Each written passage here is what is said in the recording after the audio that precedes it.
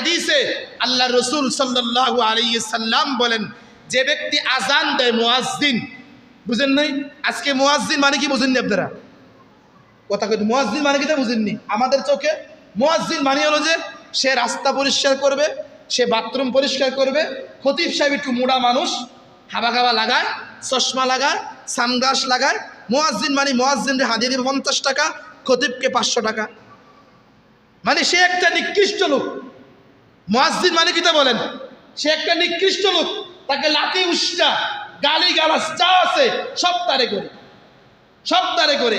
এতে মসজিদের খতিবের গালি শুনতে হয়, এতে সভাপতির গালি শুনতে হয়, সেক্রেটারির গালি শুনতে হয়, ক্যাশিয়ারের গালি শুনতে হয়, নিম্নতম সমাজের লোক যে আছে তারও গালি শুনতে হয়। অথচ আল্লাহ রসুল সাল্লাল্লাহু আলাইহি সাল্লাম মুয়াজ্জিন সম্পর্কে, আল্লাহ আমি নবীজি বললাম আপনি মুয়াজ্জিনকে ক্ষমা করে দেন। সুবহানাল্লাহ। মুয়াজ্জিন কি করে দেন? যার জন্য রসুল বলছে ক্ষমা করে দেন। আপনি 2 আনার মোল্লা বেটা, তুমি 2 আনার কোটিপতি বেটা, তুই এক ফকিন্নি বেটা, তুই কারে গালি দিস বেটা? তুই কারে ধমক দিলি? যে আল্লাহর ঘর মসজিদের মুয়াজ্জিন, যে আল্লাহর মতো ক্ষমতাসীন, যে আল্লাহর মতো বিশাল মালিকের, যে আমার রবের, যে পুরা কুল কায়নাতের মালিক, যে এরকম মালিকের নামটা যে 5 ওয়াক্ত নামাজে বারবার উচ্চারণ করে আল্লাহু আকবার, আল্লাহু আকবার। পৃথিবীর কোনো ক্ষমতা বড় না, পৃথিবীর কোনো কেউ বড় না, আমার মালিক সবচেয়ে বড়, আমার আল্লাহ সবচেয়ে বড়। যে বারবার আল্লাহর বড়ত্বের কথা ঘোষণা করে এই মুয়াজ্জিনকে আপনি গালি দিচ্ছেন, আপনি গালি দিচ্ছেন।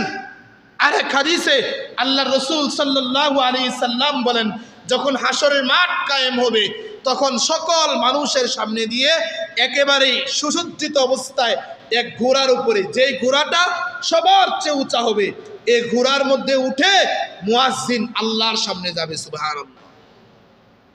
কার সামনে যাবে বলেন? কার সামনে যাবে? আল্লাহর সামনে যাবে। এরপর আল্লাহ বলেন, বান্দা দুনিয়াতে তুমি আমার বরত্বের কথাকে সবার সামনে উঁচু করেছ, আজকে আমি আল্লাহ তোমার কণ্ঠকে, তোমার মাথাকে, তোমাকে উঁচু করে দিলাম, তোমাকে মাফ করে দিলাম। বুঝেন নাই? এর মুয়াজ্জিন।